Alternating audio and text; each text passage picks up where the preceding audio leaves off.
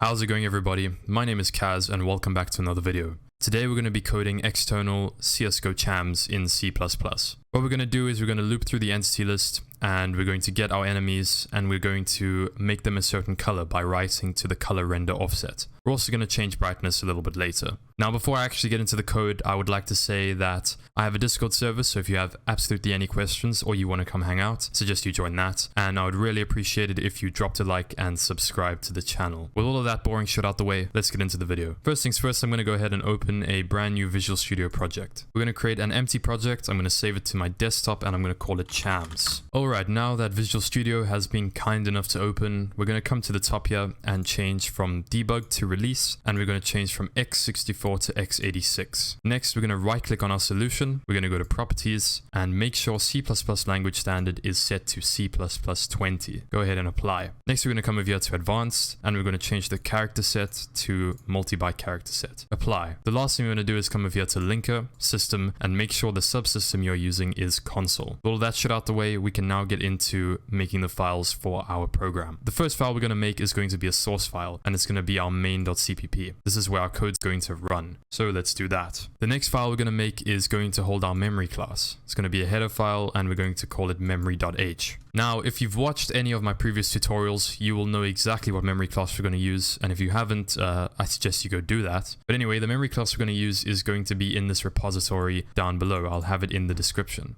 It's called probhop. Go into cheat, go into memory.h, and go ahead and copy all of this. Go into your memory.h file and paste it all in. It's not difficult, don't fuck it up. Now what this class does is it basically opens a handle to CSGO and then it allows you to read and write process memory. Okay, now that you have your memory class, we can go into main and we can include that. The next thing we're going to do is go ahead and create our entry point, like so. Now that we have our memory.h and we have our entry point, we're going to need to get some offsets. Now to make external chams, we're going to need 5 offsets. I have the offsets over here, but if you don't know how to get offsets, you're going to go to the second link in the description. That's going to take you over here to Haze Dumper, and you are going to go ahead and search for the offset that you need, and you're going to copy and paste it in. So here are the offsets. I suggest you pause the video and go and grab those. Now also keep in mind that if you're watching this video at a later date, the offsets probably have changed if there have been any CSGO updates. So make sure to update your offsets. Okay, now that you have the memory class, you have the offsets, we can go ahead and make our hack loop. That's going to be done like so. We're going to go ahead and make an infinite while loop. Now the problem with this is that it's going to run like a billion times a second, and that's absolutely unnecessary. So we're going to come to the top here and include the thread header. The thread header up at the top here is going to allow us to sleep our while loop like so. We're going to sleep the while loop for 1 millisecond using std this thread sleep for std chrono milliseconds 1. I know, cancerous line of code, just deal with it. Now before we get into actually coding the chams, we're going to need a couple things. We're going to need to initialize our memory class, then we're going to need to get the address of client and engine. So let's initialize our memory class. That's going to be done like so. We're going to create an object of the memory class and we're going to pass csgo.exe into the constructor. Now if you're using my memory class, this is going to loop through your processes, get the process ID of csgo.exe, and then it's going to open a handle. Once that's done, we're going to need to get our address of client and engine. That's going to be done like so. We're going to use the method memory.getModuleAddress and we're going to pass in client and engine. That's going to return the address of our client and the address of our engine. Now because we're all about efficiency on this channel, we're going to go ahead and create a color class to write to our entities. We can do that like so. I've just made a structure called color over here, and there's 3 unsigned chars inside of it, red, green, and blue. This is going to hold our color that we're going to write to the enemies. Now before our hack loop, we're going to go ahead and initialize these colors. You can make the colors like so. It's just an RGB value. So we're going to make our teammates blue. We're going to make our enemies red. Okay, let's get into the fun stuff. First thing we're going to need is our local player. We can get that like so. We're going to go ahead and read client plus offset dw local player as a uint point underscore t, and that's going to give us the address of our local player. Next, we're going to need our local player team. So we can get that like so. We can get our local team by using memory.read. We're going to read an int32 off of local player plus m underscore I team number. All right, with that out the way, we can loop through our entities. So we're going to do that like so.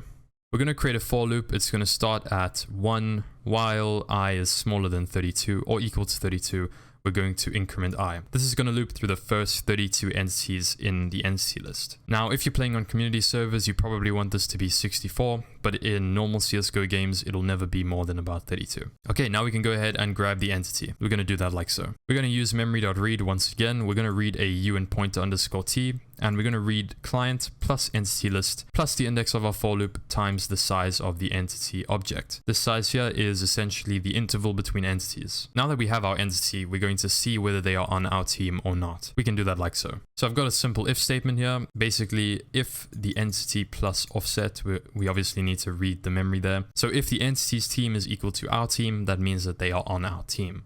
And if they're on our team, we're going to go ahead and write our team color to their color render offset. We can do that like so. Memory.write, we're going to write the size of color to entity plus offset color render. And what we're going to write to that is our team color. Remember, this is blue. RGB 255 is the max blue. And obviously, if they're an enemy, we're going to do the same thing. So I'm going to go ahead and copy this, except we're going to write enemy color to it. Okay, that's basically our Chams done. But if you go ahead and run this and jump in game, you're going to see that the color is going to be pretty dark. To fix that, we're going to use model ambient min to increase the brightness. So I'm going to show you how to do that. First thing I'm going to do is we're going to make a variable to hold our brightness. We can do that like so. We're just going to make a float to hold our brightness. Next, we're going to need to get the this pointer of the model ambient min convar. We can do that like so. So we're going to cast the value of our engine pointer plus the offset of model ambient minus 0x2c to a UN pointer. This is going to give us the this pointer of the convar. And last but not least, we're going to write our brightness. We're going to write an int32 to engine plus model ambient min. But this here is very important. We're going to cast the address of brightness to a UN pointer underscore t pointer and then dereference that. And then we're going to XOR this. Now, don't ask me why. Go search what an XOR does and figure it out for yourself. Anyway, with that out of the way, we should have our Chams done. So I'm going to go ahead and build this and I'll catch you in game. Alright, my build succeeded. Let me launch the game. Alright, so I'm in the aimbots training map. I have an entity here. I'm going to go ahead and run it. We can do that like so. And as we can see, they are very sexy. Now you'll notice that they do not work through walls. This is because we are external and there isn't really a way to do Chams that work through walls. So this is the perfect time to plug my Glow ESP tutorial. I suggest you go and watch that and you can get Glow ESP working with Chams. I'll show you what that looks like in a second.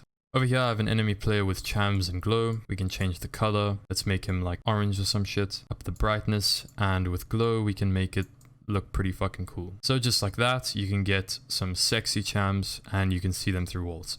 So go watch my Glow video. Of course, change the colors to whatever you want and mess around with the brightness. And most importantly, have fun. So that just about wraps up my external Chams video. I hope you enjoyed. If you got working Chams out, leave a comment below. Remember, I have a Discord server. If you need any help, want to ask any questions, come join us there. And don't fucking forget to leave a like and subscribe. Till the next time, I'll see you guys. Cheers.